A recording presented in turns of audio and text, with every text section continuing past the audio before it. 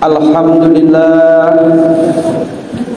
alhamdulillahi rabbil alamin.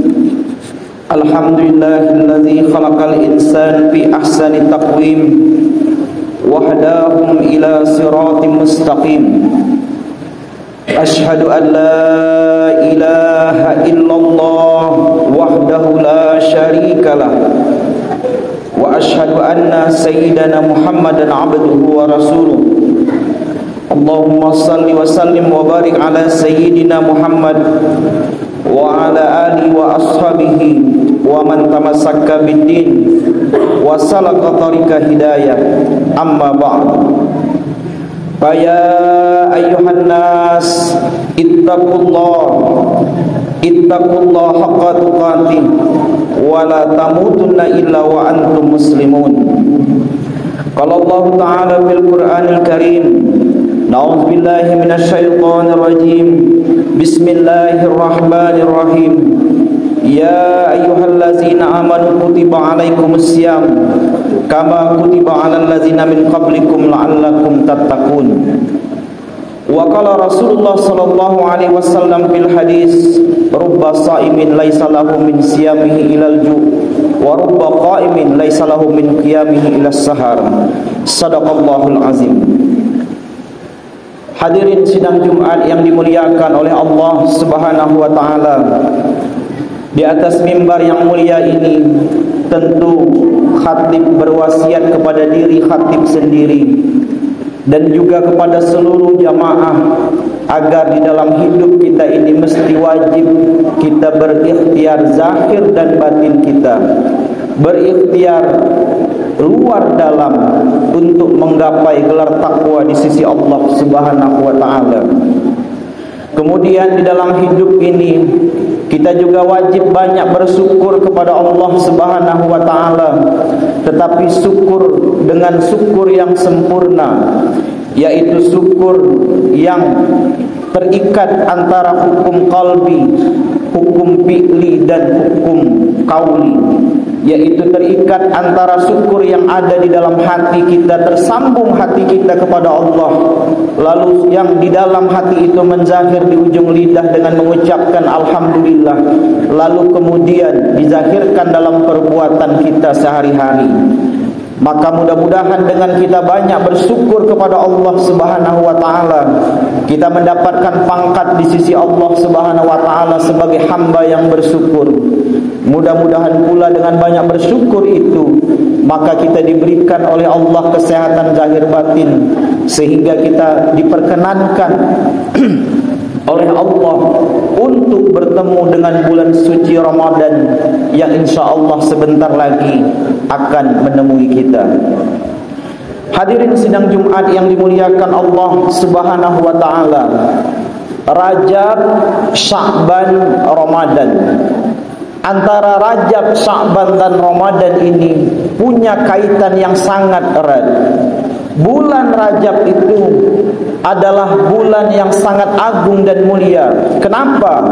Karena pada bulan itu terjadi sebuah kejadian yang luar biasa yang terjadi pada diri Rasulullah SAW yang tidak terjadi pada seluruh makhluk terkecuali Rasulullah SAW. Lalu para ulama menuliskan dalam sebuah kitab, dia kumpulkan mukjizat daripada Rasulullah SAW. Orang menyangka bahwa mukjizat Rasulullah SAW itu 1, 2 atau 10. Ternyata ketika dikumpulkan oleh para ulama dalam satu kitab, ternyata mukjizat Rasulullah SAW itu lebih daripada 1000 banyaknya. Daripada 1000 yang banyaknya mukjizat Rasulullah SAW, mukjizat terbesar yang kedua adalah Isra wal Mi'raj. Mengapa Isra Mi'raj itu adalah mukjizat terbesar Rasulullah SAW kedua setelah Al-Quran? Karena Isra Mi'raj itu terjadi hanya pada satu makhluk dan tidak terjadi pada makhluk sampai nanti hari kiamat. Hadirin sidang Jumat yang dimuliakan Allah Subhanahu wa taala, setelah kita melewati 10 tahun, 20 tahun, bahkan mungkin 30 tahun ikut melaksanakan Isra Mi'raj, sebenarnya apa yang ingin Allah sampaikan dalam Isra Mi'raj tersebut, dan juga merupakan bekal kita untuk sampai di bulan Ramadan. Oh, ternyata ada dua pesan yang ingin Allah sampaikan ketika kita melaksanakan Isra wal Mi'raj tersebut, yaitu yang pertama, Allah itu ingin kita duduk di makam kehambaan. Maka itu dalam sebuah kitab disebutkan, yaitu dalam sebuah hadis qudsi yang diriwayatkan oleh An-Nafasi, bahwa ketika Rasulullah SAW itu sampai pada puncaknya, yaitu Isra wal Mi'raj tersebut, dalam sebuah hadis qudsi Allah bertanya kepada Rasulullah SAW. Ketika itu Allah bertanya kepada Rasulullah, "Ya Muhammad, dengan apa aku memuliakanmu wahai Muhammad?" Lalu dijawab oleh Rasulullah, "Ya Allah, Engkau memuliakan aku ya Allah dengan kudratmu dan menasabkan aku sebagai seorang hamba."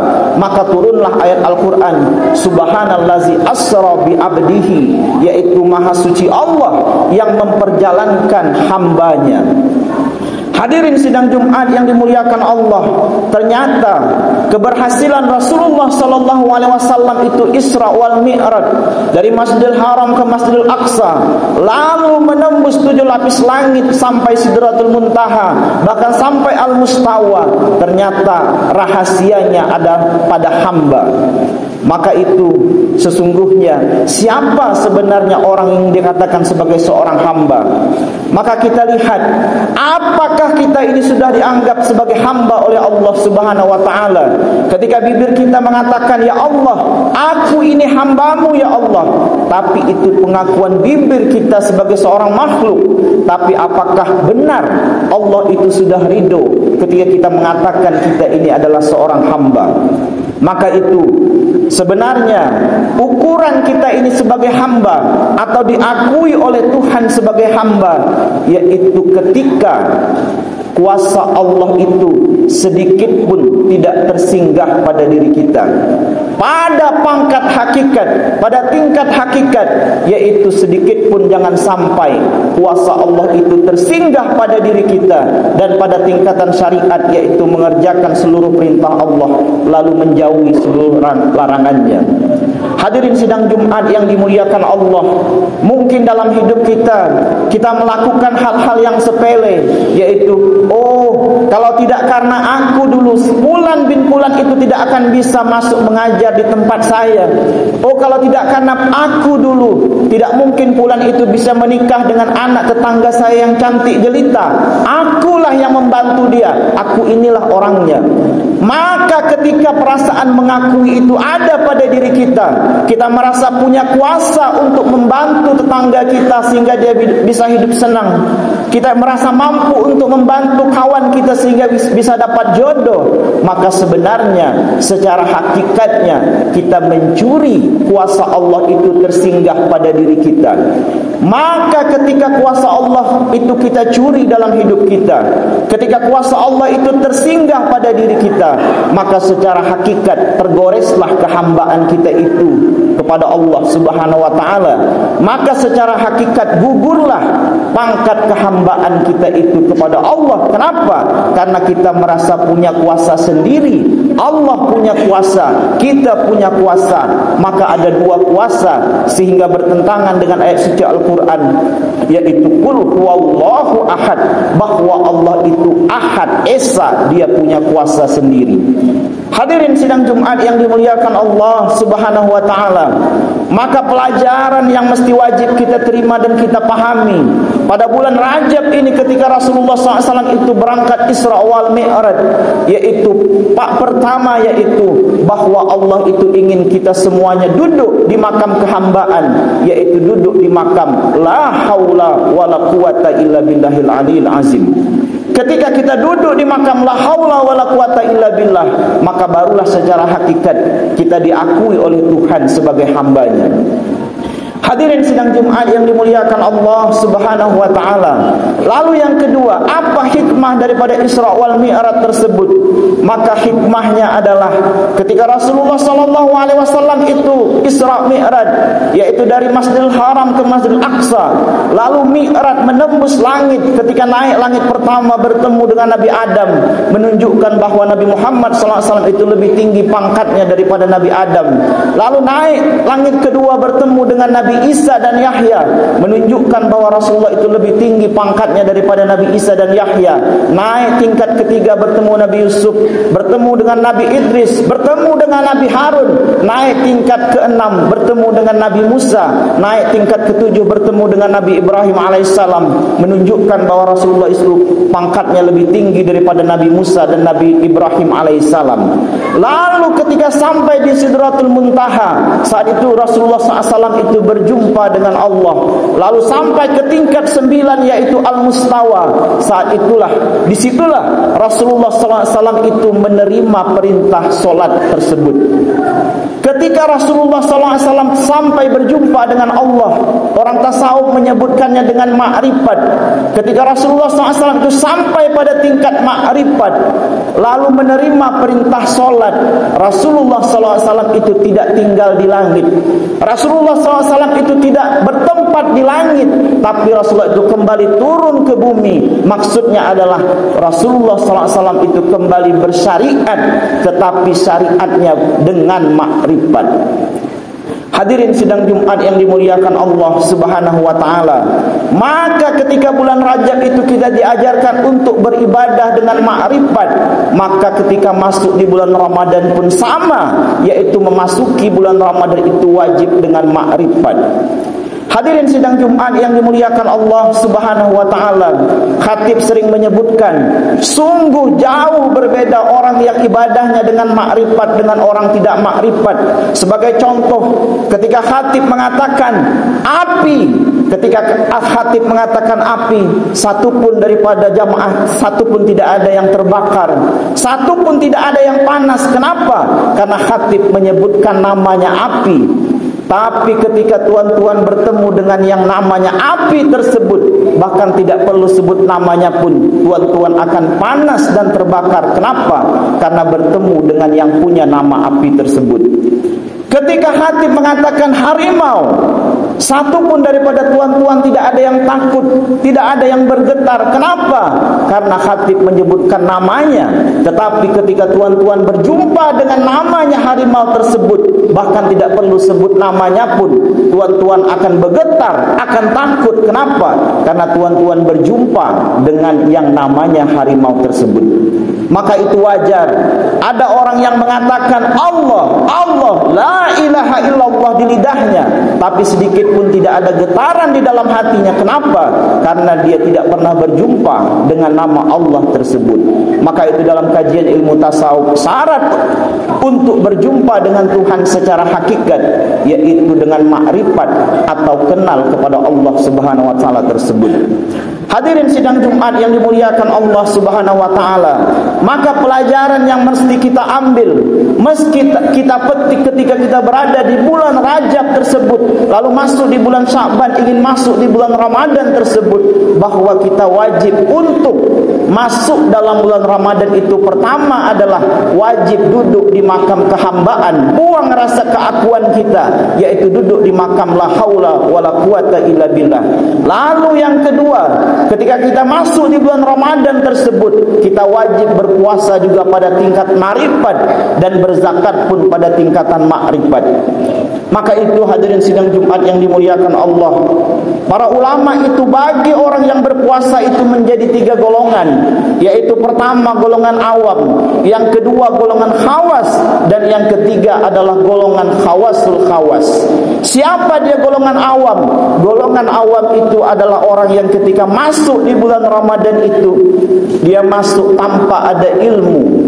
Maka itulah yang disebutkan oleh Rasulullah, rubba shaimin laisa lahu min siyami ilal ju'.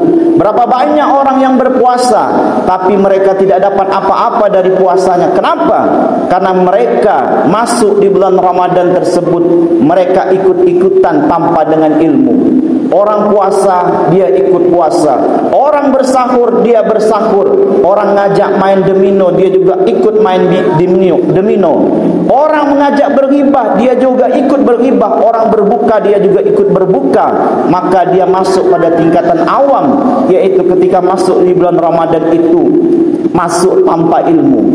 Lalu naik tingkat kedua, yaitu tingkat yang lebih tinggi daripada awam, yaitu tingkatan khawas. Siapa dia? Orang tingkatan khawas ini adalah orang yang ketika memasuki bulan Ramadan tersebut, mereka memasukinya dengan ilmu syariat. Tetapi orang yang pada tingkatan khawas ini, mereka belum sempurna. Mereka beruntung, tetapi belum sempurna. Kenapa? Karena mereka belum mengikat dirinya dengan hakikat. Maka golongan yang ketiga, yaitu golongan yang sempurna kata Rasulullah, yaitu golongan khawasul khawas, yaitu ketika mereka memasuki bulan Ramadan, lalu mereka berpuasa di bulan Ramadan, yaitu tidak hanya zahirnya yang berpuasa, tapi batinnya juga berpuasa. Tidak hanya jasmaninya berpuasa, tapi juga rohaninya berpuasa. Mereka inilah yang disebut Nabi pada golongan khawasul khawas, yaitu golongan yang mengiringkan antara syariat dengan hakikat. Ketika dia kawinkan, ketika dia iringkan antara syariat dengan hakikat, maka dia akan dapatkan satu hadiah besar, yaitu makrifat tersebut. Syariat mewariskan ilmu fikih, hakikat mewariskan ilmu tauhid dengan tasawuf. Maka itu ketika kita berpuasa, wajib kita satu menahan makan secara syariat, tetapi secara hakikatnya yaitu jangan merasa bahwa kita mampu untuk menahan rasa lapar tersebut. Hadirin sidang Jumat yang dimuliakan Allah Subhanahu wa taala. Maka mudah-mudahan ketika nanti kita masuk di bulan yang suci ini, maka sebelum masuk hati kita disucikan oleh Allah Subhanahu wa taala. Lalu ketika masuk, hati kita juga disucikan oleh Allah ketika masuk di bulan suci tersebut. Lalu kita keluar dari bulan Ramadan, maka mudah-mudahan kita mendapatkan janji daripada Rasulullah, yaitu keluar seperti anak kecil yang baru dilahirkan, suci daripada dosa. Dan mudah-mudahan pula karena hati kita suci, kita dimatikan oleh Allah dalam keadaan suci dan bertemu dengan Allah yang maha suci. Dan mudah-mudahan kita pula seluruhnya ditempatkan oleh Allah di tempat yang suci, yaitu surga Allah tersebut.